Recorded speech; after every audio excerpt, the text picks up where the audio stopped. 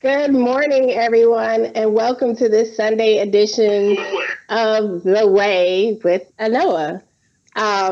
Appreciate you guys so very, very much. And I'm still muted. Good Good morning, morning, everyone. everyone. And thank you so much for joining us on this edition of The Way with Anoa.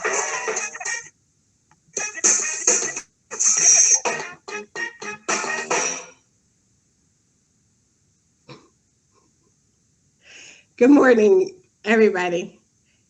Thank you so much for joining us with this Sunday edition of The Way. Um, we have a special guest for you. There was just a must need to do Sunday because I had to get this sister on here to share her story, her experience, her activism, and her candidacy as a presidential candidate for the Green Party. Also, a little later, just going to break it down for you a little bit about the Barney Frank, Bernie Sanders Rules Committee Challenge, and some issues we've seen lately with folks on Twitter and this manipulation of identity politics, so to speak. So, thank you very much for joining us and tuning in. And I'd like to bring my guest on. And she has such a beautiful and long, powerful name. And I want you guys to hear the proper pronunciation. So I'll let my newfound big sister from Cali introduce herself as I know she can only do.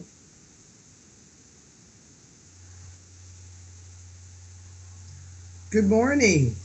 Good Good morning. morning. How How are are you? you? I am fine. Thank you so much for allowing me to grace your incredible show.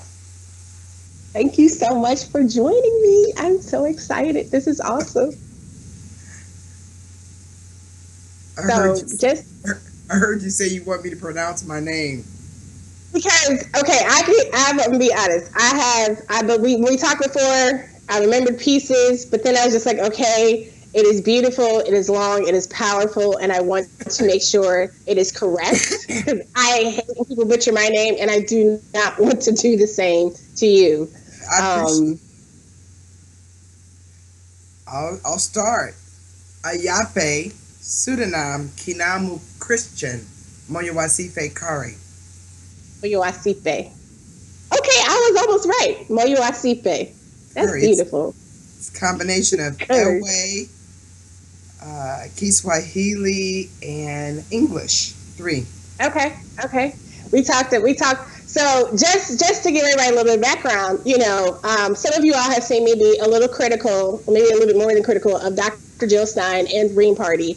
It wasn't until recently that I found out that Jill Stein was actually in her own primary process. Like I had no clue.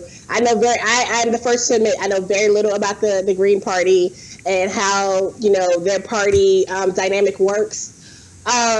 So this was all very, very surprising to me. And as soon as I learned that you are a candidate, I was like, oh my God, who is she? Because I need to know more. And I've started to look, at there are 5 candidates all together running on the Green Party platform. And I have, started to look through everybody because regardless of, whether or not, I don't like, I'm not really sure how your guys' convention and stuff works. I know we talked about it a little bit previously, but, I feel like when we look at the Democratic Party process that so many of us have been so frustrated and infuriated with, right? This notion that Hillary is the front runner, so she's it, or that is who the party holds up only. And when I started looking and learning more about like just the Green Party process, it seems to be a similar air of inevitability on the other side. And I thought that considering, its position as this should be like a go-to consideration for us, I thought it would be good to kind of learn more about everyone who's running for leadership for this highest position, right, within the Green Party right now. But I was most taken by you from our Twitter exchange and from reading a little bit more just about your background and talking to you. You sent me like I've for so much information. And I saw though that everyone has this idea of Green Party people as if they're these really far leftists who aren't, in favor of anything. But I saw that you actually were in your past political life a Democrat, and you voted for Al Gore in 2000. And only after that election did you go to the Green Party. Can you just tell us just a little bit about how you went from being a Democrat to the Green Party and what led you there? I first want to make sure folks understand that we are the only global political party. We're in 90 Hmm. nations. So we are a Wow. global Okay. force to be reckoned with. And because the US, are changing demographics, it's critically important that everyone understand that we are the party of the future of our nation. You asked me to talk about voting for Democrats and then coming over to being a Green. Mm-hmm. Okay, real simple. Being raised in a predominantly black family, coming from the Mm-hmm. South, folks tended to be, funny enough, both Republican and Democrats. So I never had a Right. negative, a totally negative view of either one of them because I was made aware of the impact after Black Reconstruction that the Republicans had on black folks. And I was also clearly made aware that Fannie Lou Hamer had to bang down the door to get in. Yes. So you don't know, but I'm 54. So I was born in 1962. I am Okay. the 16th of my father's 20s children. So there is 30 years above me. So being, Okay. kind of low in the age pool, I had a clear awareness from a very early age that their one party, the Democrats and Republicans, came from the same base. And being in Mm-hmm. a capitalist country, I wasn't clearly distinguishing like people Okay. try to. One is nice, one is bad. I saw them both with issues. So now, my parents very active in Pan African movements, but me Right. being raised, from the 60s, I really felt strong a civic inclination toward being an American. And I chose very early to be a Democrat because they seem, as a young person, not a woman, that they seem like they had, a kinder way of dealing with things, that mentality. So I've been connected to organic. My sister owned an organic soul food restaurant, one of the first ones Oh, here in LA. We are nice. country people. We come from the South. So gardening, agribusiness is a part of my upbringing. Mm-hmm. So Al Gore struck me as the one that could help save the planet. So Okay. I made that decision to vote for him. And fortunately, I was living in Ghana, West Africa at the time. And there's an 8-hour time difference. Mm-hmm. So when the debacle with the Chad happened, I'm a social scientist, so I'm looking at the news outside. Right. Right. So I could see that those Europeans down in Florida, they were not Floridians. These were some New York folk. Washington, Europeans that came down there. So I was going crazy because every black contact I had from the Democratic Party, they couldn't see what I saw so clearly. I spent about Right. three Okay. hundred dollars of my own money calling folks, just Okay. trying to get them to see what I saw, and they didn't. And I had to. I'm Abrahamic, so I don't go out alone and all of that. And what happened Okay. being 8 hours ahead, and in Ghana in that year, I did not have internet access in my place. Okay, no, Okay. most folks didn't. So long story short, these brothers got tired of me pretending I liked them so I can go and watch television at a 4-star hotel. Put me on point, and I had to look at myself in the mirror because I wasn't giving up none for no TV show. So um, I looked at myself in the mirror and asked, what is the difference between me and Al Gore beside male and European? And I'm not, that might sound strange, but being raised in a family that never put anyone down, I could not clearly see patriarchy, capitalism, and privilege Mm-hmm. because I had felt so privileged. being raised by parents that encouraged me to be everything. I think my dad and mom and my family thought I would be president from age 3, so I could not see any limit to me ever. Mm-hmm. It was a very prolific moment. And I said, yeah, it's patriarchy, capitalism, and corporate funded. They're both corporate funded. So asking those questions, I said to myself, okay, then what party am I going to join or start? And, I'm Okay. familiar because of my parents with the Green Party and had sent money and did a couple of things, with Ralph Nader. But I thought, and felt that, Al Gore can do it. So given that reality that he Right. was going to get up off of his comfort, I looked at the Green Party and I said, okay, oh my God, I'm going to have to help them. Because, and Europeans don't understand that they came late to the game with nature. And I was going to have to be committed completely to ensuring that this party had people of color and women and children Right. involved. So that's been my commitment from day one of the Green Party. Right. Okay. Okay. And you started out with the Green Party in South Central, correct? South Central, in my village, there was a Nice. South Central Green Party, and I joined. And then I saw that more things were happening in the Los Angeles Green Party.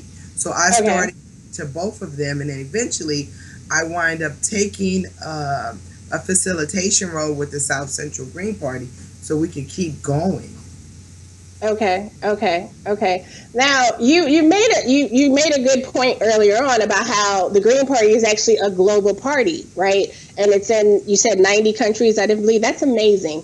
Because Yes. I don't think I really, I know that I know I've noticed that the same name, but I didn't realize it was like the same party. So that's really good information. Americans tend not to know much about, besides like the basic, donkey and elephant stuff. You don't know about all this other stuff that's amazing that's going on. But one thing that you said that really struck me as interesting was that, given the changing demographics of our country, right? Looking at the Green Party, as a party, particularly considering it is so global in nature and representation, moving towards greater access and involvement of, people of color in particular within the Green Party. How has that been in terms of representation within the party, or outreach and engagement? Like how has the party done with that? Because, being in a community like South Central or even in LA, for example, and then where do you think, it needs to happen to build up, the base, and well, let's just start with the first part. Like, how has it been in terms of, because there's this perception, because I know, like, my mother has voted Green before, Okay. and I know other family members who have, but there's a still perception that the Green Party is a bunch of just lofty, ideal white liberals, and that is not necessarily, any different representation wise. You know what I'm saying? So, like, how have you found that experience in terms of representation and openness in terms of, um, people of color, but then also, looking at going forward, like what could be done in terms of outreach or ideas and thoughts you have about that outreach and engagement going further. Okay, two points that I have to always make. I Hmm. knew going in when it was a predominantly European party, so I had no illusions that they didn't that they, like our nation, needed some sort of affirmative action. So that was my Okay. conviction and commitment from day one. So I've never been in an illusion. Um, the second thing is that, like our nation's founding, the Green Party at the beginning, they didn't have folks of color. So they Okay. did not connect clearly to what would get us involved and move us forward, like our nation. So that affirmative action has to happen on every level in any institution in America because it was built out the disenfranchisement of brown, red, and black folks. So Okay. anybody coming to any party, if that party is not convicted and committed, you got to change it. That's just how it is. Like, I'm a strategist, so I knew that that's what I needed to do. So what Okay. has happened is, because I came in there real clear, I realized very early on that unless we had folks of color, and especially women and young people in leadership, we not gonna ever join it because of what you said. I don't see anyone as white. There's no white land. That's a Right. construct. So I'm clear that they need to deconstruct that themselves, and that's something I've been challenging them to do since day one. But so I don't want to get sidetracked because you asked me two questions. Can you help me again, Well, the Miss? second question, no, I appreciate you so much, right? Because I get long winded and I'm very wordy sometimes. So thank you, and I'm so excited. So I'm jumbled. But no, no, no. Like my second question was just about like looking forward, because I'm just looking and through some of, you sent me. There's like so many great policy statements and writing and interviews and stuff you've done in the past, and you talked about desegregating the party through Browning, and like what would that effort look like going forward as we help develop the Green Party as a solid viable option for people of color versus just falling into the standard we support the Dems, like what is it within the Green Party, what initiatives, or is there anything that you personally have worked on Oh, that's helping to open up the Green Party for people of color? yes. Oh, very simple. Every Green Party globally has agreed to four pillars: ecological wisdom, grassroots democracy, nonviolence, social justice, and then our party, we have 10 key values, and we have a Mm-hmm. 75-page platform that's an incredible document. Yet, those, like you said, lofty ideals have not been put into plans. Okay, Okay. that's real. So Okay. our campaign has been focused on initiatives, policy proposals that are based in our platform. For example, we've had two major 40-day outreaches to greens and non-greens over the last eight Okay. months.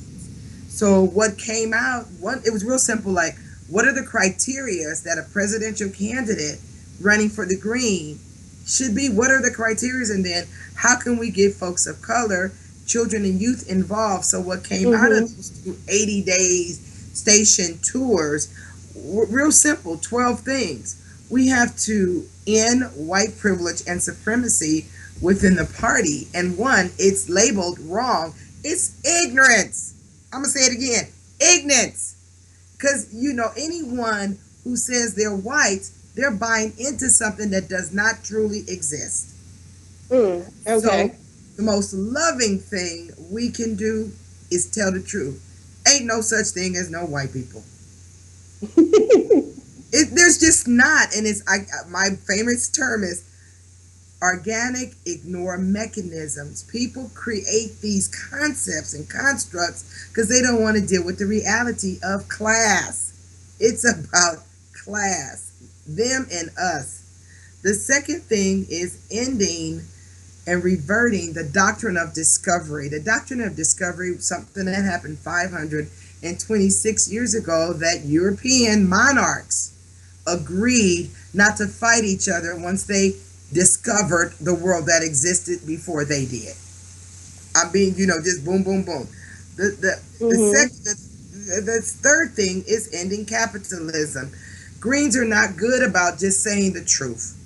This system, this economic system, got us in the mess we in, and put our species and other species at peril with our planet. Capitalism did Okay. that. The number four would be focusing on children. Though we talk nice and lofty, there's no clear pattern and policy to ensure that these children who are going to take over the mess or the good things we create and leave for them don't have a say. I believe everybody should be able to vote. Now, how we grade that is different, but we need to know what our future thinks about what we're doing now, so that might impact Okay. us. So, to be truly child focused, a side note, I had gone to Ghana and they invited me because the ministry of the future. The Africans are ahead of us, thinking about how we can get children involved in thinking and planning for their future now. That blew me away, and I was so happy. The fifth one is ending patriarchy. Men got us here in this mess. We cannot let them keep us messing up. So our campaign is saying that we're proposing that we need to have only women of color run as president and vice president for the next 30 years, so that we clearly show that we are committed to changing and ensuring that the demographics that already exist will get made here real in the U.S., as well as governor over the next 7 election cycles. And we came up with quality of life. There's never been a survey asking any American what they think and feel. So we call it America at 300. So we have time to talk and understand each other. So we all go at this together. The next one is supporting statehood for the District of Columbia. Now that's apartheid right there. How you gonna be in it's just senseless. How come these folks? Well, you can say the same with Puerto Rico too, right? Like that. You know that's on my list. Come on, Viva. Oh, yeah, I know that's. I know. Let me not interrupt. Why are you interrupting? Go ahead. No, and then having instant runout voting here in the U.S. and then worldwide, abolishing the death penalty, ceasing the war on drugs here in the U.S. and abroad. Those are our 12 initiatives based on our platform, and then reparations. I'm sorry, I forgot to mention reparations. We believe clearly that brown and red folks need to be reimbursed and just taken right from the love and care they have provided for this nation without being recognized or paid back from the illegal and immoral acts that have happened to us. So those are our initiatives, sister. Awesome. So for your platform, your candidacy, you talked about how running, I know you've been involved in the party over the years of various levels and positions, but what brought you to run in this cycle in particular? Okay, again, as a strategist, I ran in 2007 to ensure that we changed the dynamics of what was going on within our party. And I was successful in bringing Cynthia McKinney, who brought Rosa Clemente, which was the first woman to ever win, and then the first Black woman to ever win. So that was starting for me a change. The second thing I did, to do affirmative action was start creating a national training leadership program for folks of color. So this was just the next level for me. Is I had 8 years of learning how. I was Cynthia McKinney's campaign manager. So I started identifying candidates that we could have, so people can never say there's no folks of color who are ready and trained. Right. That's true. That ain't true.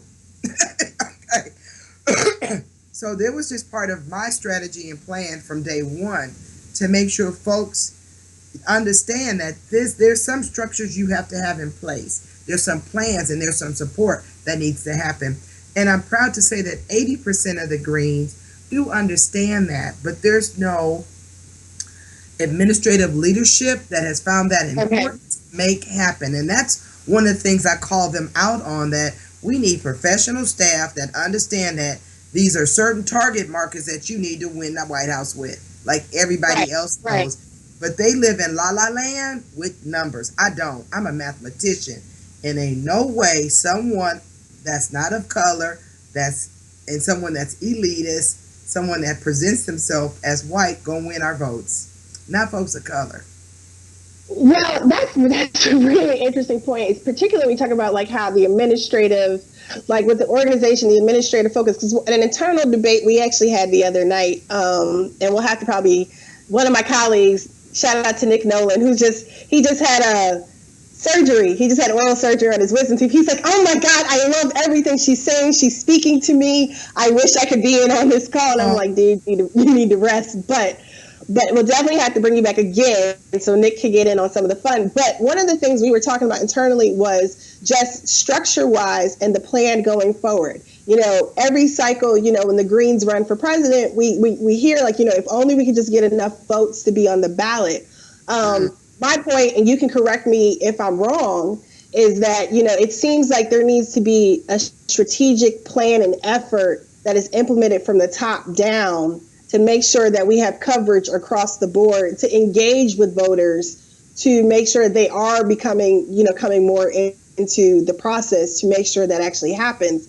And just from outside looking in, I don't know that necessarily happens consistently across the board. Like, I'm in Georgia, you know what I'm saying? And they're still trying to get on the ballot, even though they actually had a great legal victory here in Georgia, where I think it was the number to get on the ballot, I think it was 5,000, now it's only 1,000 signatures, but they didn't have the people lined up to be able to get the signatures. And so it just seems like organizationally and structurally, there are some things that would be hold back from greater successes, because the party does have, a great platform, but it just seems like the plans aren't necessarily being executed consistently or as uniform as possible to maximize that outreach, because a lot of people don't even know about the opportunities to be involved. Even the stuff you're talking about, training people to become the next level of candidates. That is something that within a Dem party, it just seems like it's just left to the elitist few who have made it to that chosen, pet status, where they get included in those conversations, whether or not they even ever get tapped. And to train a cadre of leadership, that just sounds so fabulous to me and necessary for particularly when we're talking about us engaging in party politics of any kind. Yes. This is the issue, and I pointed out from we had a presidential platform forum back in July, and I laid it out. We need to, design something that's good for us and acknowledge that we're not doing too well, and we don't have the highest level professional staff that are not, they're not objective. I am very objective. This is about numbers. You want to win the White House, it's about electoral votes, and it's about real votes on every level. So no one is saying that but me, because I can't pretend that I don't know that. I'm not emotional. It's about the numbers. So those things that I'm saying, history will judge me well, because I'm being very honest and very direct. Here I am, a Black woman. I'm disabled. I'm a Head Start baby. I went to public school. Hablo español. I've lived outside of the U.S. All of these categories, I got like 50. So that means that me as a presidential candidate, I got 50 more than whoever else target groups that have a natural inclination for me. Now, what does that say? That I think in real numbers, I can get us the 7 million votes that are needed to clear us up. If we look at the past folks that have run, we've never achieved that. And there's reasons why we haven't. You need someone who's articulate, someone who's relatable, someone who's nice, someone who's fun, someone who's smart, someone who, all of that I am. No. You got to get real. How come the other parties pick certain people? Because they embody and embrace that target market. So these are folks that are not thinking realistically about getting 7 million votes. I am. And I can, make my case, but we lack the understanding that there has to be policies, strategies, and all those things in place. I came here with one, and I'm working it now. It ain't changed. Okay. What does that, so let's talk about that. What does that look like? What is getting to that 7 million vote? Because it seems like, especially now with social media, I mean, just look at the Dems, right? You had Bernie Sanders come in, who's virtually unknown to most people in America, a lone independent with no support in Congress, from really anyone, until after he had this groundswell of support that was predominantly grassroots, social media driven, right? Right.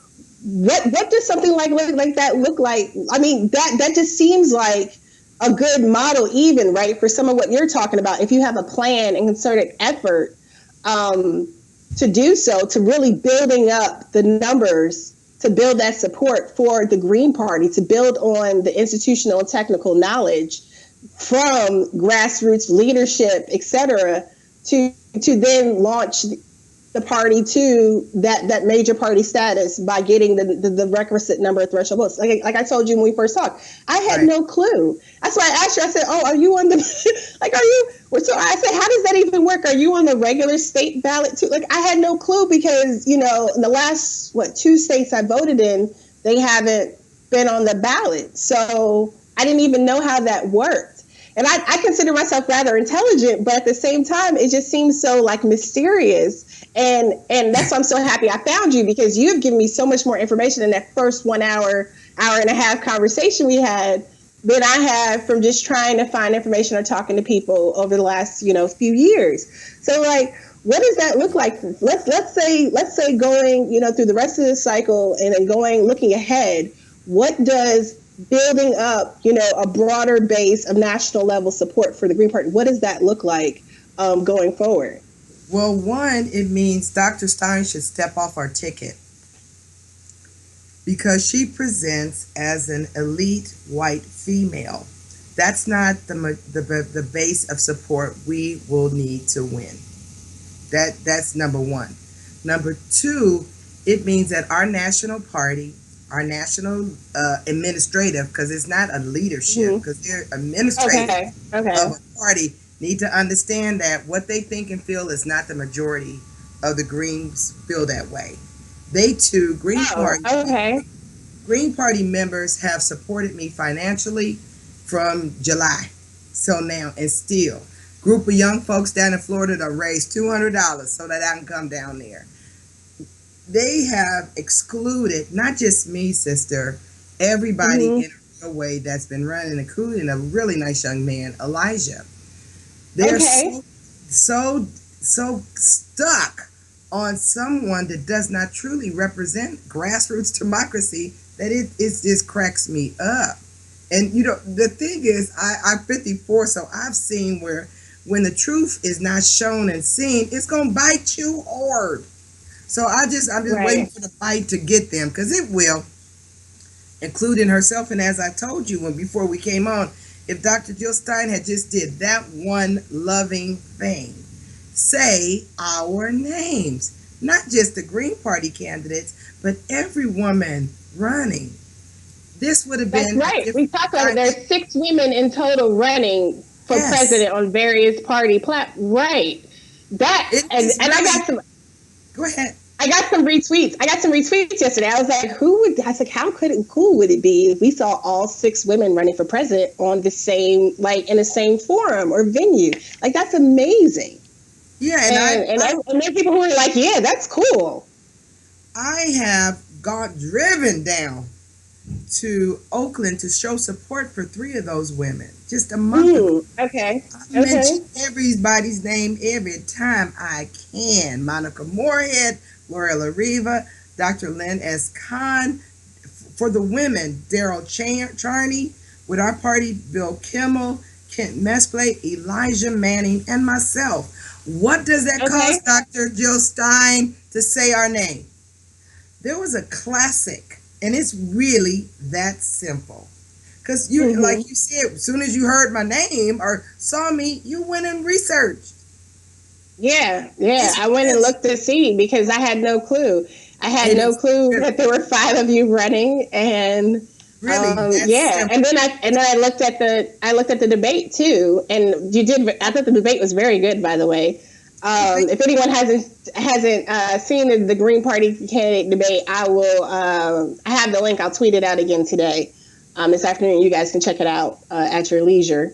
you. And Um, I want to share something with you mhm. because I come with strategy and getting folks of color from the second day, because I was the only presidential candidate to attend a movement for Black Lives Matter, as well as the Justice RLs, because those are the folks we need to be in this party and to lead the party. We started our campaign, our first 3 months, we spent organizing a 5 regional debate for the candidates. Dr. Stein's campaign Okay. was the only one that didn't click in, and then our administrative wing did not kick in. And then someone sabotage even the first presidential forum we were going to have in our state, California. Khalifa is named after a black woman, a mythical queen that looks like us. That same chaos and crisis, because of the construct of whiteness, it exists in our party. Our campaign, we'll send out information, people won't repost it. There's some states that already had Dr. Stein picture up there, and I was like, excuse me? Not until August do we put up a presidential nominee. We don't have any presumptive anything. So using those words to try to isolate me and the other presidential candidate, we have isms clearly within our party, within our nation, within our world. But Europeans are, I think, less than 4% of the world population. So last night I wrote something questioning us, and I had a picture of Dr. King shaking his head. So, my people, I said, so Greens, at what point are we going to ask ourselves, how truly can we win if we are not even having folks that represent the majority of the world? Either our party is going to become obsolete, which is sad because we care about climate change, or we're going to become extinct. And I keep looking around the room whenever I go somewhere. Can we regenerate all these older Europeans? No. So either you just step on stupid or you want to die. And I ain't trying to die. Well, it seems like that. Go ahead. Yeah, go ahead. Oh, I was going to say, it just seems like that there are some of the same. When we look at institutions in general, right? Like parties are institutions, even if no matter how liberal or open they are, they're still institutions. There's still hierarchies, no matter how open and democratic we try to be. We still have hierarchies and preferences built into our systems, and it just seems like we have similar problems across the board. However, and I know we talked about this before, the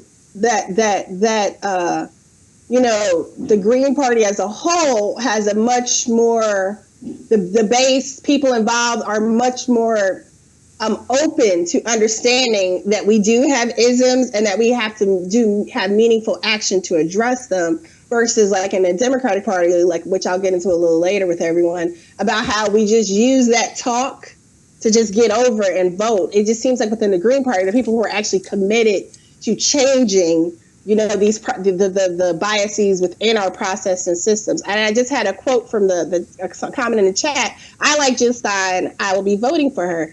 I think that's, no one is trying to tell you who to vote for, who not to vote for, or who to support. But I just thought it would be very, very interesting to have one of the five people who are running for the Green Party presidential candidate right now. Because if you look at social media, if you look at the way things are presented, there are so many people who have no clue that Dr. Jill Stein is not the nominee. Just like for those of us who support Bernie Sanders, we're just very aggravated and angry every time mainstream media or the Hillary campaign or anyone else positions herself as being the nominee, no matter how close she is in the vote or how big her lead is. We are hypocrites if we do not call out the same thing elsewhere. Like, seriously. So that is really why I wanted to engage with you as well, because I really do think that we have a lot of people who are saying the Greens are our alternative, and we need to talk about what that looks like in terms of building up the party. Where is the party, and what needs to be done going forward? And I definitely appreciate everything you're talking about in terms of increasing support and engagement for people of color, because that's something, meaningful representation is something we are lacking within the Democratic Party, and it does not exist at all with the Republicans. Sister, this is the question I ask every Green Party member from the day one when they started. I'm for Jill. Based on what are you for Jill? Tell me. Because I want you to tell me. Is she talking about ending white privilege? Is she talking about, let's ask how come. They would say stuff like, she has name recognition. By who? She only got 400,000 votes. That's from my elementary school. Then they can't say anything. Oh, come on now. I'm logical. I want logic. Based on what? I don't make decisions because someone said that's the person to run with. Right. No. Is she a great leader? Leadership means you talk about the tough things. You question and inspire people to change within our own party first. I mean, let's get real here. So, folks, I after the debate on RT, several young Europeans, oh my God, we didn't know we were, you were there. Why? Because she ain't saying my name. She ain't saying nobody but her own. Two, what person of color can run for 4 years to get a Mm-hmm. nomination? I Right. mean, let's get real. There's real reasons how come she's where she is. And none of those reasons have to do with what I'm talking about, which is changing and challenging our party to become ambassadors of the change we write about. But what are we actually doing? And I know in civic engagement, if everyone's at the table, a higher level of existence will happen. There's but these are a lot of European older males. They bring that from where their realities. Mm. I just can't play. I'm 54 years old. I've had to deal with these people my whole life, be it in school, be it traveling, be it everywhere. Interesting enough, they had a forum down in Orange County. I think you would know what Orange County means. Yeah, I do. Okay, it's the curtain. And here I am, a Californian, and they're gonna reach across the country to ask some her to come. So I was sending them a little text, okay, what's going on? No one ever responded, so I drove down there and asked them, what's up? I mean, why would you do that? And then they included me, but then instead of saying presidential candidate, I'm a chapter lead for Black Lives Matter in Ghana. They're going to Okay. say Black Lives. No, I'm a presidential candidate. I'm a presidential candidate. That Mm-hmm. took effort and issue. You see what I mean? Went to Democracy Now, wrote them, but they've never acknowledged that she is not it. There is a wall of stupidity and ignorance that exists within on the left that is scary to me. How we gonna really have a revolution and you can't even be honest about your own isms? Mm. You know what I mean? Like Right. Right. I guess Right. I was raised and I was educated. Truth is the highest level of love. So I just keep looking at people like, at what point will they understand that the truth gonna come out? Mm-hmm. And her story and history will judge me right and well. I'm very proud of the legacy of truth and honesty about saving my party. I love the Green Party. Love it. We care about. For me, the most important thing issue is climate change. But all these Right. other Okay. things that we talked about are prohibiting folks who are going to be the most impacted from getting on board on the political wing of what can happen. Okay. I did have a question for the chat for you. They wanted to know just a little bit if you could talk a little bit about just your foreign policy. Just put. Foreign policy is secondary to me. I'm probably one of the most honest. I am caring about the children, about our nation, and about our impact on the world. Saying that, I saw a call drop. David, hello, are you back, Anoa? Yeah, I'm so sorry. I dropped from the call because I'm on my phone. on my phone Oh, and calling. I'm okay. I'm on like, the. I saw a I'm so drop. sorry. But no, so I had a statement from the chat room. Michael Salomon. I have issues with Green Party's long global history of being co-opted by intelligence agencies, but refuse to go further than statement in public spaces. But Stein, in general, I feel, has been trying to run her campaign like Hillary, co-opting progressives and ignoring that she has competition for her nomination. And I think, like you just said, like the biggest thing is just even the acknowledgement. No one's saying that if she wins the nomination, come the convention, because the Green Party, like the other parties, has a convention in August in Houston, and that is when the final determination will be made. The notion of an heir apparent, it is discouraging to people for one, and it also sends the wrong message. If we're really going to have real representation and meaningful political engagement, we really need to get rid of this inevitability, popularity contest stuff across all parties, right? We can't have moral superiority and then still be doing the same thing, which comes across a lot of her tweets. Dr. Jill Call Stein, her out. I'm going to repeat. Dr. Jill Stein Call spends a lot of time her attacking Hillary out. Clinton in particular. I do find that there are some things that she does that to me seems very similar to what we're saying Hillary does to Bernie Sanders. What was That my is not to name? say Anoa. Anoa. What did I say Jill's name was? Hillary. So call her out. If there No, was this is not about infighting. Let me just respond to the comment. The comment is, with all the issues we are having with the Dems, the last thing we need is fighting with the Greens. Here's the thing, right? It's not about infighting. It's about process, right? So if we want to have a strong party, if we want to have a strong option, we need to be following the processes. We can't say, okay, we just need to get our numbers and we'll work on those issues later. That doesn't no, work. We need to it really doesn't. Can I engage. clarify something? Go ahead. The truth is never a fight, and there's never an issue with the truth. So no one's going to silence me from speaking the truth. No one should silence anyone from speaking the truth. And this is the reality. Anyone who says that to you, ask them about their privilege to say that out loud. The majority of people who will be affected by global warming and climate change are folks of color. So if a woman of color who has lived abroad for the majority of her adult life, who became a green because the votes were not good in Florida, says out loud about the bias and the ignorance she's facing, who the hell are you or anybody to say infighting? This is the truth. If Dr. Stein had did that one simple thing, say our name. Say our name. And the other thing that happened was that she reached out to the Sanders campaign. I don't have, I think it's called Stockholm Syndrome. You know about that? Yes, I do. Okay, I stopped being a Democrat because of the history, because of their behavior, because of their corporate financing, because of their love of capitalism.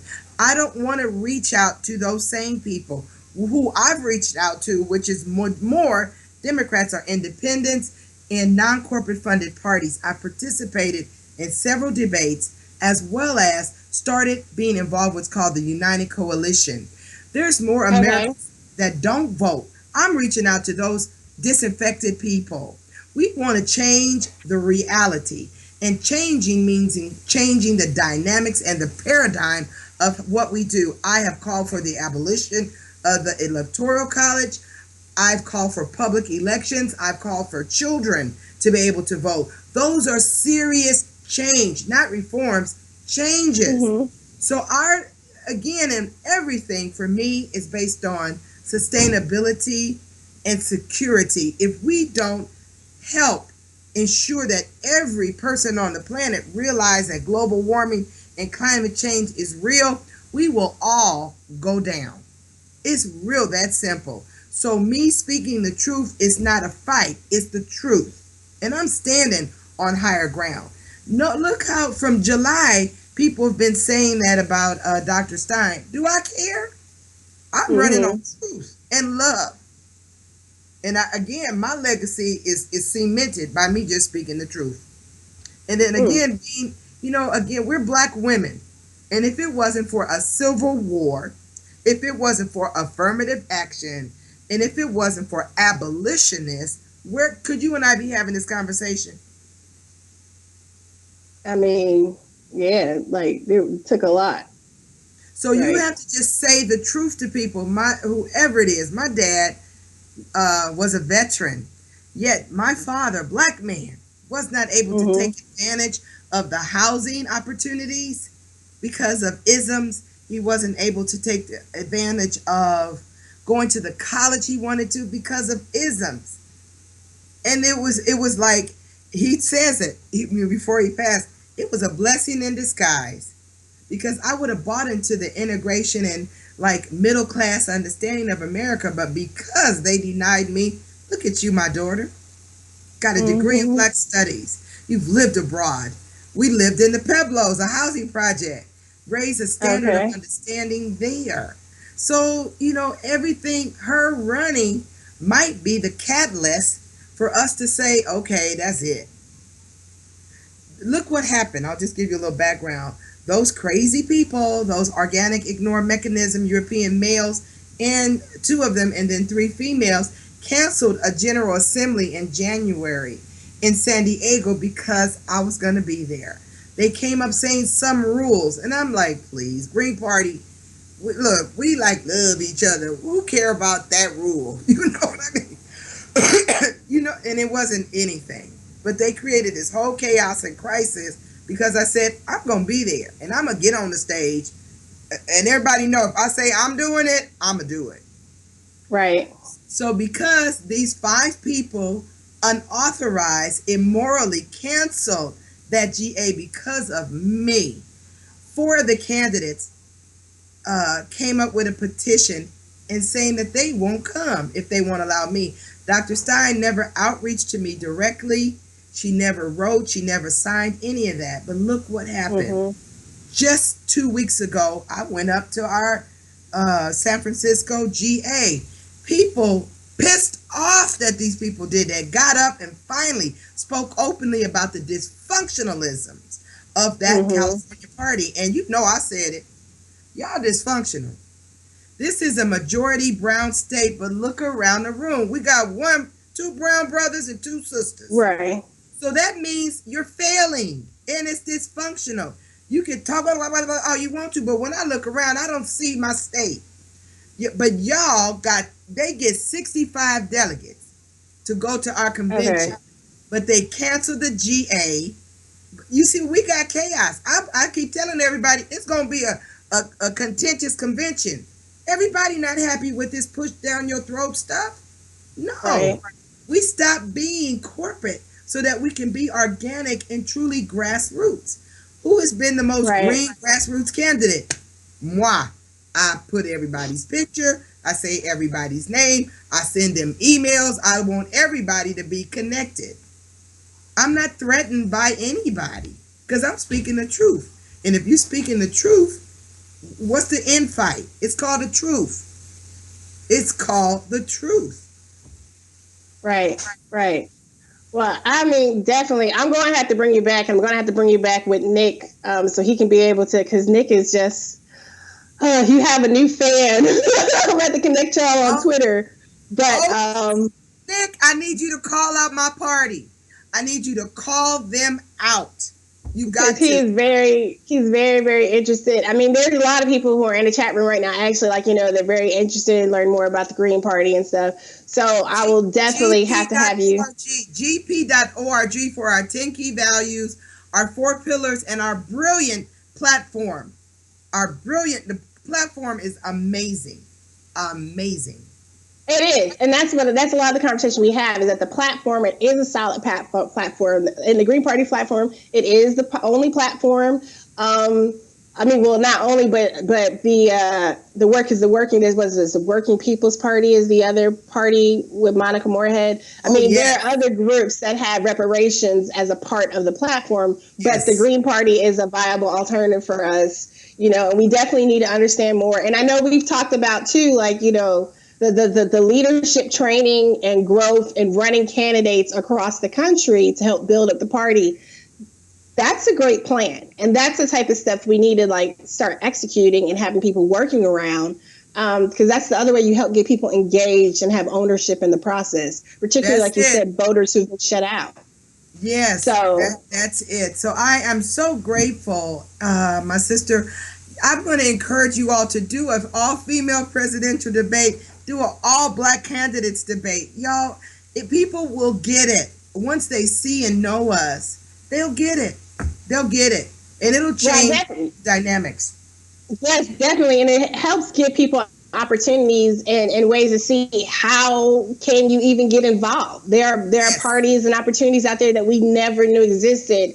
And we have a generation that's been completely shut out. When we think about just traditional Democrat GOP politic divisions, we've all just been sitting there they don't really care what we think. It doesn't matter. So it's good to know there are alternatives and options out there. So we are, it's time to say goodbye. Oh, can I leave you with my one little song? But I wanted to say, whatever closing thoughts or words, how can anyone get in touch with you? What is the best method? I know you said I was blowing you up on Twitter. Girl, But I had to works unfollow best? you, but I check in every day at 5. So what is the best, yes, whatever closing thoughts or remarks you have, and what is the Okay, best way for people to get well, in touch with you? 3 quick things. One, learn my song, Paint the White House Green. And that's all it is. Paint the White House green. And you just wave your hand like you painting. You put up the American Sign Language for house, and you touch yourself, because we need every human being to be a green so that we can save our planet. I'm at pseudonym2016.org. Plus, if you hit me on Twitter, SKCM Curry, hit me on Facebook, hit me on Instagram, I'm in. And folks, we can take the election. We can take it. There's enough independent presidential candidates, non-corporate folks. We just have to agree what we agree on. Let's see what we disagree. Come up with a platform. We got to November, so we got some months. We can take this election. Peace. Green Party. GP.org. Thank you so much. I appreciate you. Bye-bye. Bye.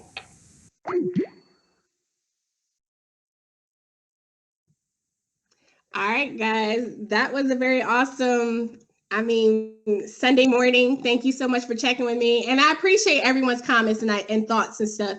We don't have to agree, right? That is the one thing I love about giving this space. And I try my best to interact with you guys. I know sometimes we get heated, but it's Sunday morning, or Sunday afternoon now. So I'm a little bit happier and the sun is shining. But thank you guys for joining and tuning in. That was just an amazing conversation this morning. And like I said, I have contact information for everyone involved, in this current race on the Green Party side. And we'll definitely do another roundtable discussion and see, maybe even Dr. Jill Stein will decide to grace our presence, because I really do think it's important that, progressive media, we've been talking so much about the Dem race and Bernie, which is great. And, still definitely Bernie up. But there are other options and opportunities, and that's been one of the things. We need to know more about what is going on. So, kind of switch over. Want to talk about Bernie versus Barney, and not Rebel, Barney Frank. So usually, if you guys tune in, you see me Tuesday nights. But wanted to come on, to let Presidential candidate Curry come on and talk to us. But the other thing I want to talk about is the stuff that's happened in the last 48 hours or so with the Bernie Sanders, Barney Frank, thing, dust up, so to speak, right? Bernie Sanders, through his attorneys, sent a challenge to Barney Frank's position on the rules as co-chair of the Rules Committee. Actually, he challenged both co-chairs. The Barney Frank is one, former member, former congressman, and currently a lobbyist, I believe. And then the governor of Connecticut. Both were challenged primarily because of their role on the campaign trail as Hillary surrogates, but Hillary surrogates who've been extremely and forcefully oppositional to Bernie Sanders. And some stuff has come up too about with Barney Frank in particular, who has a history, they have a history of personal animosity, right? They did not get along based on statements and comments we found from going back as far back as 1991, right? This is not like, yes. Okay, so this is, we were on Skype and now I'm on Hangouts. I just had to make sure that I actually unmuted myself and I'm good. So we need to make sure that that the co-chairs of the Rules Committee were not biased, right? When they were unbiased, or at least in this case, this assertion was that they are so biased that it will interfere with the process of the Rules Committee for the Democratic National Committee, and that there's going to be a problem. And so they challenged their position and wanted them removed. And that challenge sent all of the establishment, and again, not everyone, and I'm going to say this, and I know that people who disagree with me, I'm not going to say everyone who's a member of the DNC is on the same level. But there are certain people who have shown themselves to be extremely biased, and every little thing is the hugest impropriety, is an attack, is we had the Blue Nation Review earlier in the week claiming that Bernie Sanders demanding that Hillary Clinton hold up to her promise and debate as scheduled was an act of rape. Thank you. The other person being challenged is Governor Dan Malloy. So Governor Dan Malloy of Connecticut, as you remember, primarily leading up into the Connecticut primary with very forcefully backing up Hillary's ridiculous argument about how Bernie Sanders sided against Sandy Hook families and was a voice for the gun industry lobbyists. It has been pretty inflammatory. Barney Frank has called Bernie's supporters basically stupid. He has said that Bernie is McCarthy. He's basically a McCarthyite in his process and the way he's, doing things. So there are issues. And thank you, Marcus. Marcus from the chat room just pointed out, basically said, does anyone like Barney? He's on the board of Signature Bank. It made Dodd-Frank riddled with loopholes. It was essentially written by Citigroup. So, yes, so that is another issue, right? We have seen over and over again how the Democratic Party has been completely taken over by corporatists at the highest ranks, how the funding and financial structure, there's so much that's so wrong that Bernie Sanders and others have called out this cycle, right?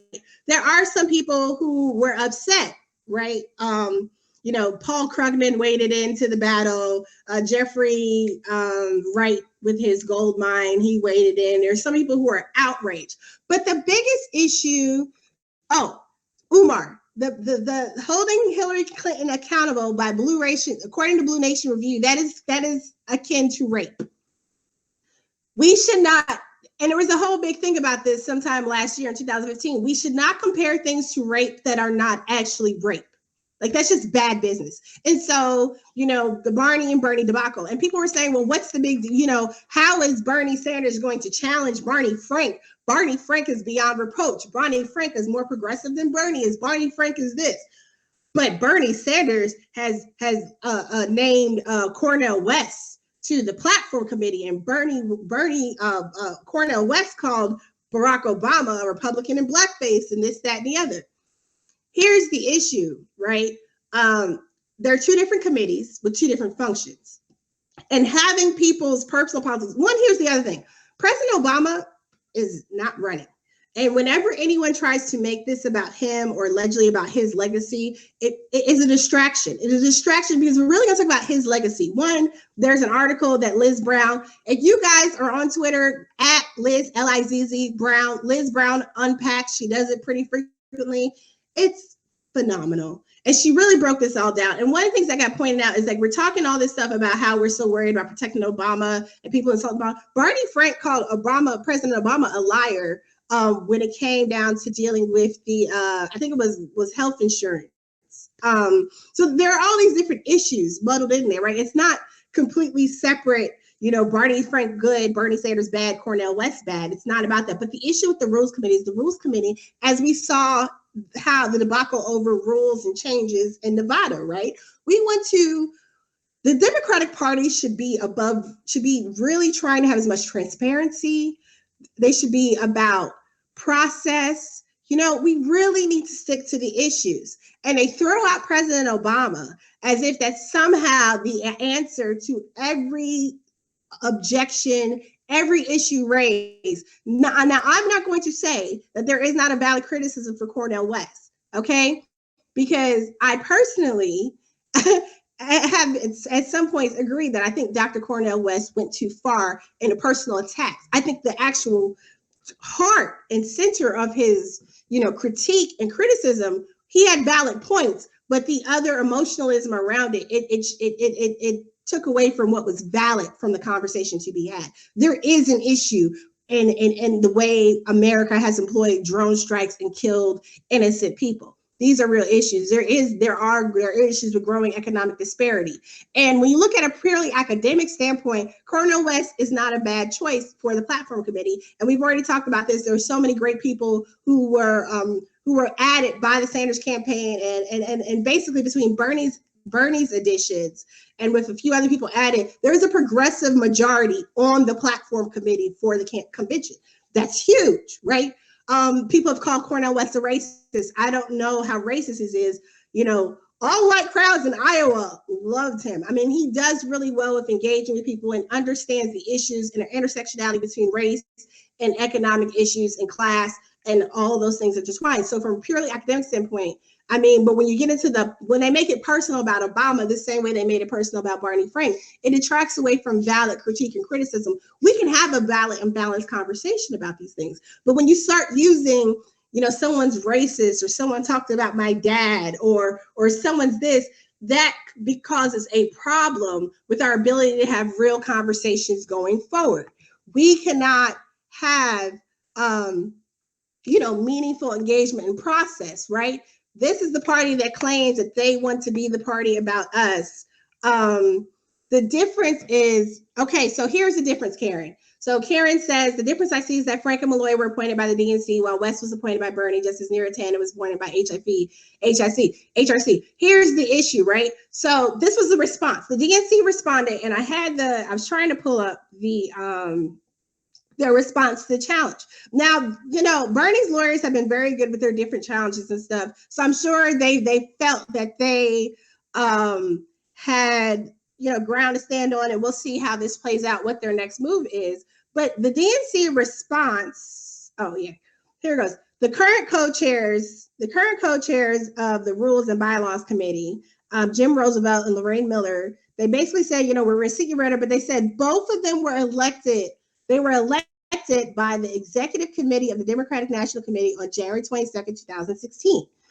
Pursuant to the call for the 2016 Democratic National Convention, Article 7, Section F, subsection 1, the call. They said your challenge does not allege that there was any violation of the provisions of the call in the conduct of their election or otherwise assert that there was any other cognizable violation of the call itself, the delegate selection rules, or any other rule or regulation of the Democratic National Committee. So basically, they did not allege a specific rule violation, which is why they have dismissed the challenge. But there is a valid conversation to be had about appointing people, as Karen has said, who are actively, openly hostile to one of the candidates and their supporters. Because again, how can we have a process where rules are going to be developed, where rulings and procedure is created, when you have one person that so overwhelmingly believes that the two parties, that only one of them is qualified and even deserves to be there? How can you even have, you know, a process where, you know, I mean, it just, and one thing that Liz pointed out, I mean, this affects process because again, this is about process. This is about transparency. We're talking about rules, right? We're not talking about developing policy and conversations, because when you have policy, which is what the platform committee, right? When you're developing the platform and policy issues and initiatives, people have different beliefs. Like it was pointed out, you know, Neera, she has some very interesting positions and stuff people have pointed out on Twitter that I personally don't like and think is very classist and elitist. But, you know, you have a very well-rounded group of people on the platform committee, and that all gets balanced out. But when you have the co-chairs of the rules committee, and there's not even balance between those two people. You have two people who are openly hostile and aggressive towards one particular candidate in favor of another. That is a problem.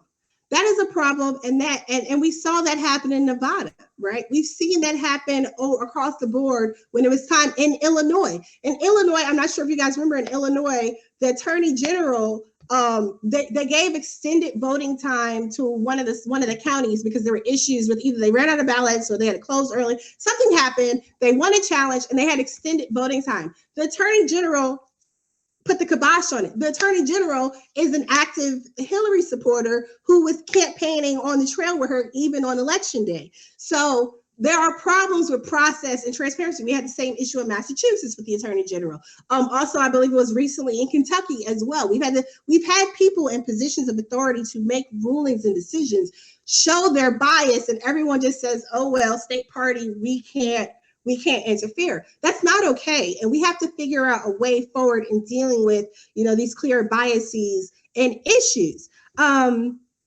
So that this is a very good discussion, and this is all well and good, and it'll be great if we could just have this conversation like this, right? About what the challenge was, what the response is, and the validity, and whether or not that is relevant and it matters. But here's the issue. Instead of addressing the concerns raised by the Sanders campaign, and this has happened every step of the way in this election, every time a concern is raised, an issue is raised, no matter how much documentation exists, right?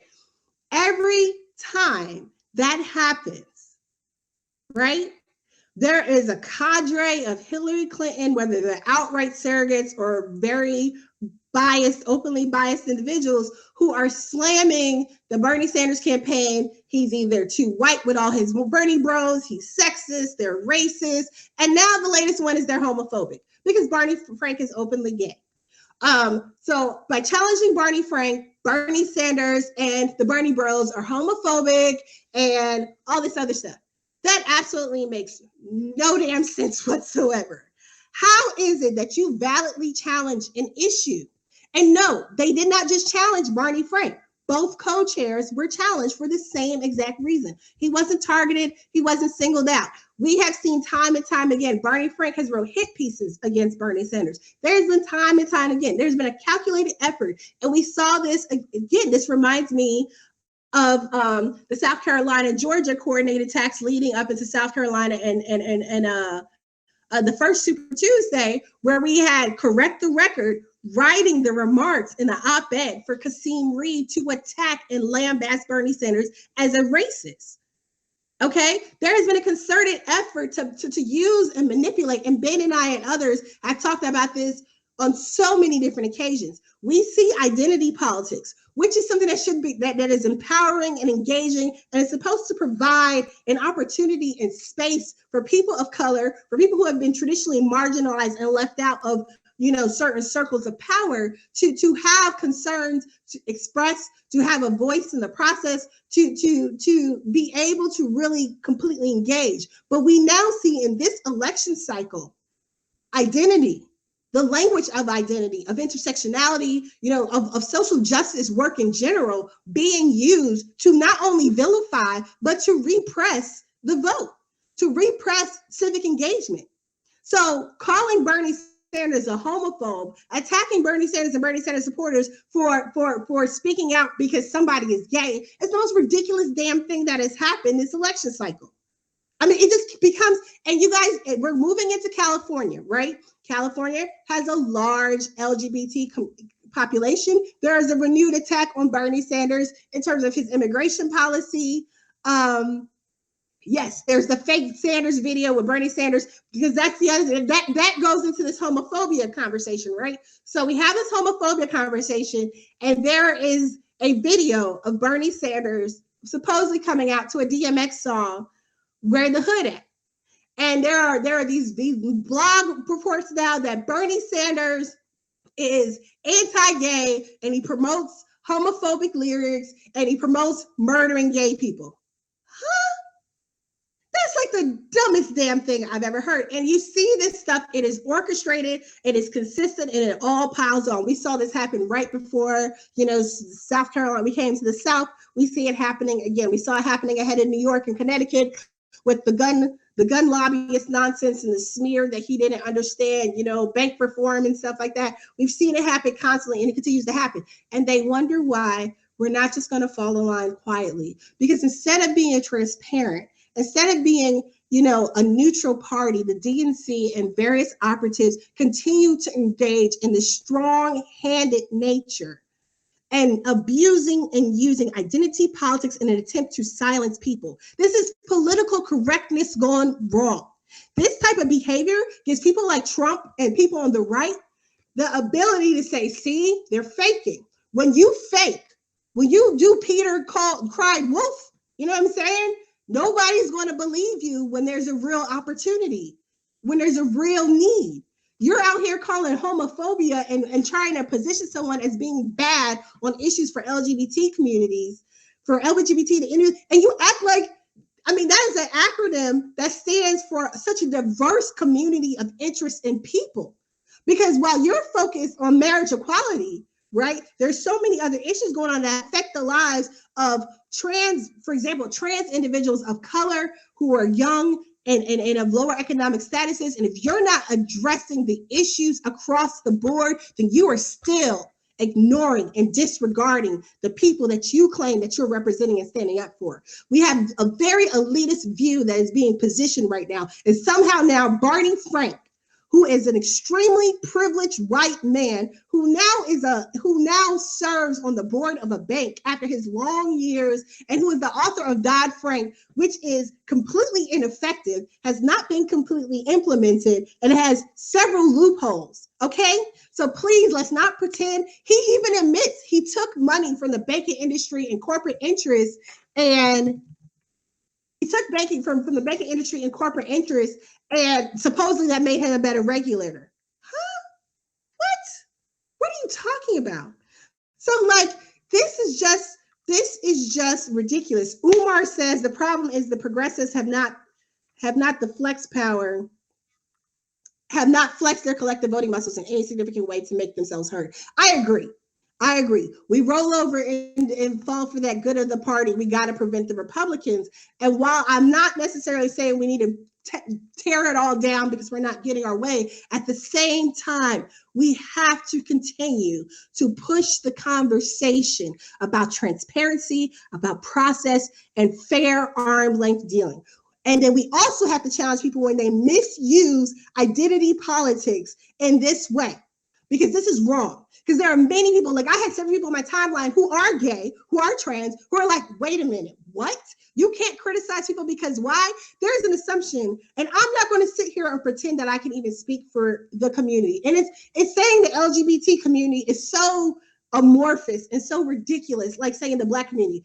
Nobody is a monolith. There's so many different issues and so many different perspectives, right?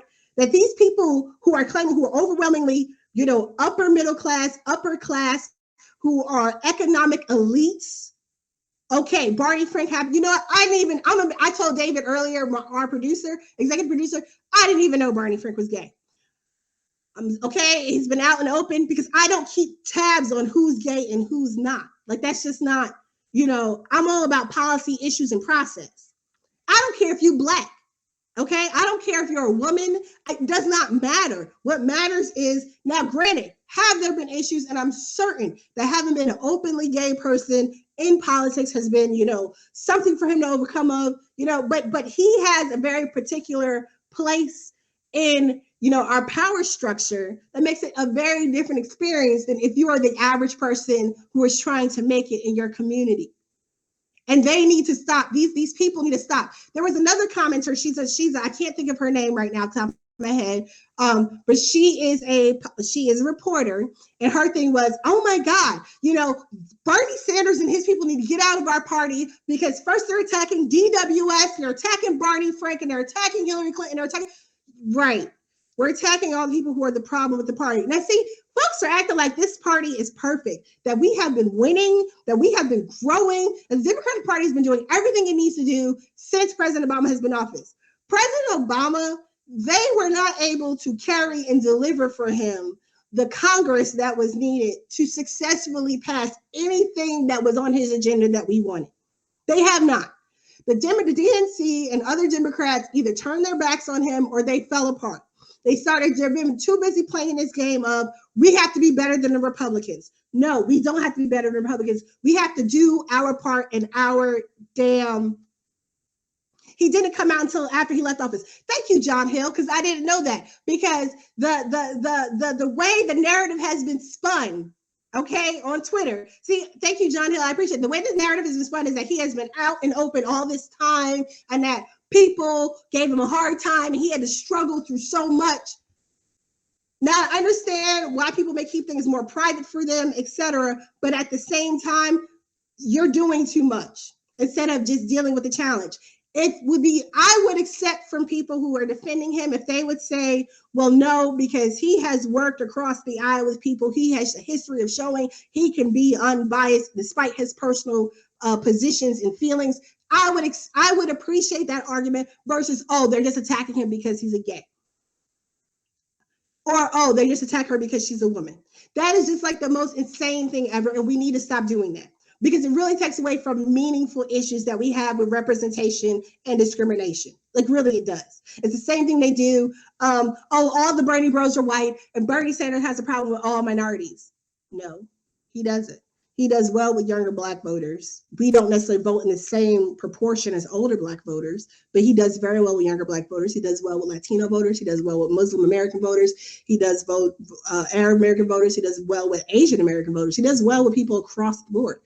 He's the only one right now actually putting anything down on the board for Puerto Rico, right? So there's a narrative that's being spun, and all of it, we do need to hold people accountable. And we need to do so with, our every effort, because we have to keep moving forward. And I agree, Ryan, I started off with that. Barney Frank and Cornel West are not similar in this situation because of the positions that they're appointed to. Cornel West is not even the chair or co-chair. He's on a committee. Barney Frank is the co-chair, the decision maker, right? That is the difference. He's in a special position of power. Now, arguably, should the Sanders, knowing Barney Frank's long-standing issue with him, should they have challenged Barney Frank in particular earlier? Possibly. Should they have specifically alleged some violation? We'll see what happens with their attorneys when they get back to it. But yeah, this is a problem. Yes.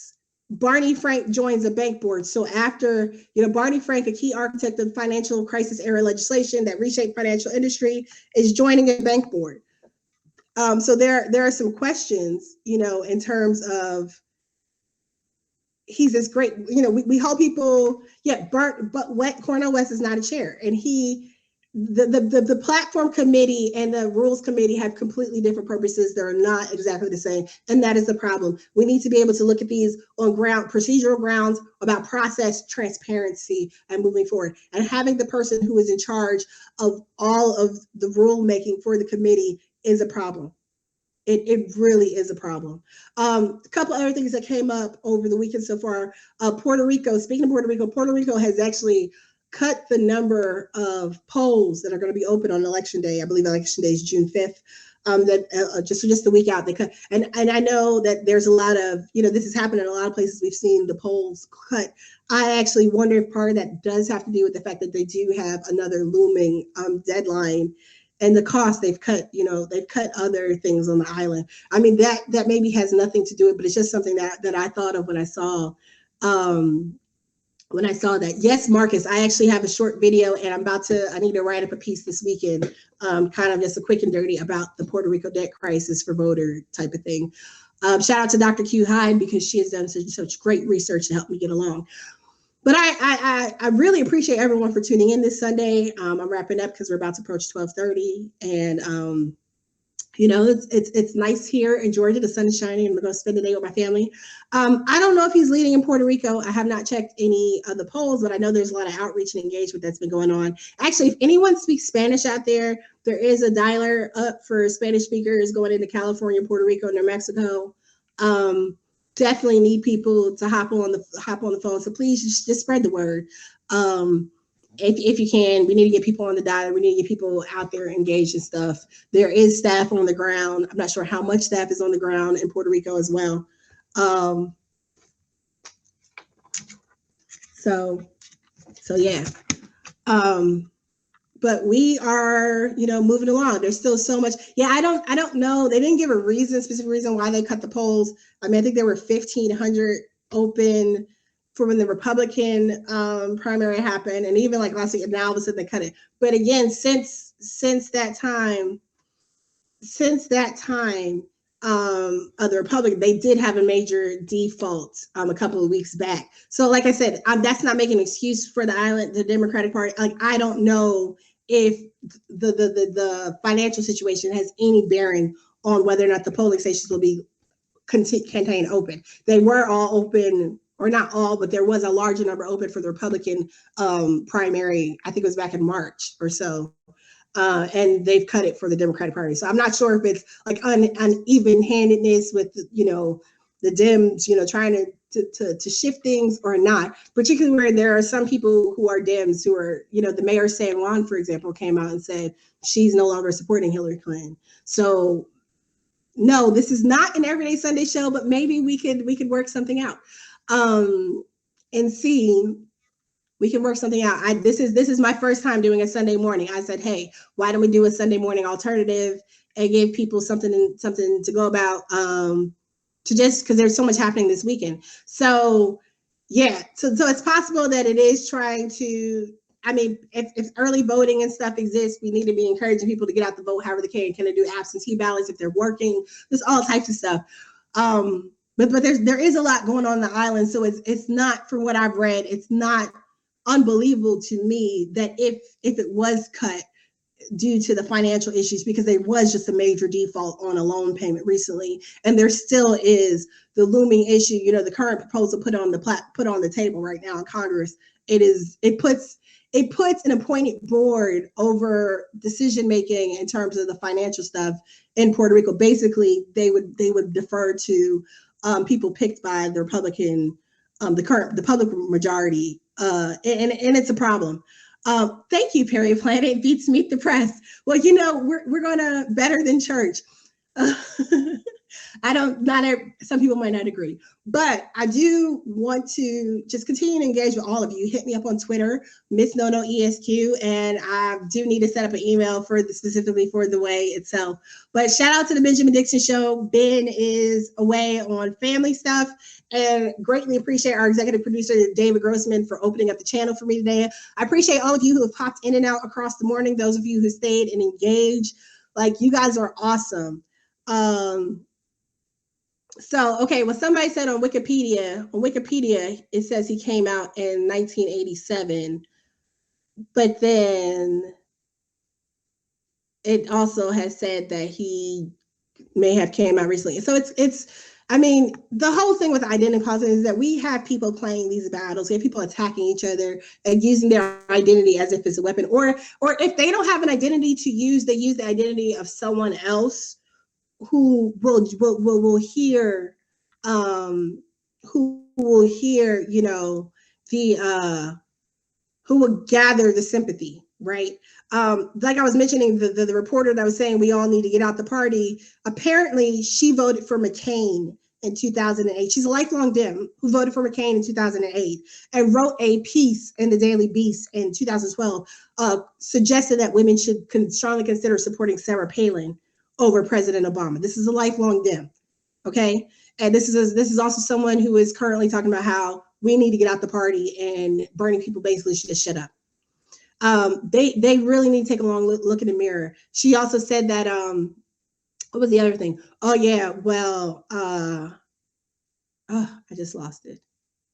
Basically, we need to get out the party and we're not Dems and she's a real Dem. I don't know any quote unquote real Democrat that, yes, it's exactly like how Hillary Clinton has used to paint Bernie Sanders as racist, particularly when Hillary Clinton ran the most racist campaign in modern history, right? Her husband ran one in 1992 and she ran one in 2008. Appreciate you so much, Karen. Thank you. The identity politics doesn't work anymore, so they tried that way. It's getting out of hand, and it has gotten out of hand. And the thing is, it's not even that it doesn't work. There's a lot of discourse and conversation around social justice issues, around what we have come to call identity politics. However, the problem is that it is being used as a means of social control, as a means to make people feel bad, because we have had this era of political correctness where you had to be polite. I have to look, because I'm trying to find this tweet from this girl, because she's just like, it was such a stupid article. But we need to, I'll tweet it out. What I'll do is I'll tweet out, I have it and I'll tweet out the link the article I'm talking about, but there we have to continue to challenge these false narratives, right? We are driving a process, and we are not going to continue to engage people, because here's the problem. Like Bernie Sanders always talking about, in our midterm elections in particular, in our state level elections, we have such low voter turnout. We have such low engagement, and we have such low engagement. We have such low voter turnout participation. We have even fewer people who engage in party politics at the various levels, and it's a problem. And we have to change, instead of acknowledging that there is a culture, because again, the issues that Bernie Sanders is facing with Deborah Wasserman Schultz at the head of the party is nothing to what Hillary Clinton or Obama faced. Like, neither one of them. I mean, no, let me say that again. I said that wrong. The issues that are being faced with Debbie Wasserman Schultz at the head of the party, at the head of the platform, is nothing in comparison. No, I'm still saying that wrong. The issues happening now were not present at all. There were issues between the campaigns in 2008, but the party did not show favoritism to the best of my memory. You know, when Howard Dean was the party leader, and he was just there, right? They set out the schedule, they did what they did, and you know, the campaign field duked it out, and then in the end, you had the two standing, and that's what it was. You did not have the entire Democratic Party and establishment lining up in favor of one person and against the other. You know, you did not have the mainstream media doing the same. So yes, we have to keep challenging these narratives. If we're talking about we're building a progressive movement, and we have to be able to call out issues in terms of isms, as Sister Curry said earlier, as you know, we have to keep calling out the misuse of identity politics. And I understand that if you are not Black, you get called out by Black people. I empathize with you. As a woman of color, we get called out. You know, we saw this happen to Rania Khalek. Rania Khalek gets attacked all the time now for calling out nonsense. So we have a problem. We have a problem where here is the, thank you so much, David. David found the tweet for me that I was just was just telling you guys about, from this woman who is a lifelong Democrat, who has always been a Democrat and has always voted Democrat, except for she was so upset about Hillary Clinton losing to Barack Obama in 2008 that she went and was one of those Pumas who supported John McCain. She went and supported John McCain, and she went and did so because of, so here's a tweet. Amy Siskin, you know, just a thought, rather than dissing Barney Frank, Malloy, Boxer, DWS, Huerta, how about Bernie Sanders just get the F out of our party? Our party, right? It's our party. And she wrote a piece for Daily Beast back in, I believe it was 2012, like I was telling you before.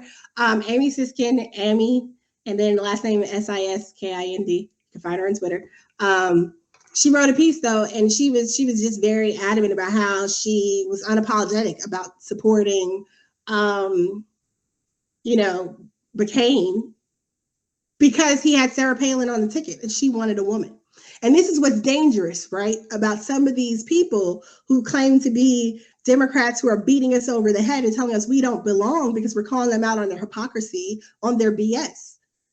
They are full of it. And we have to continue to challenge them. The last thing I want to let everybody know, and we will definitely post this out, tweet this out.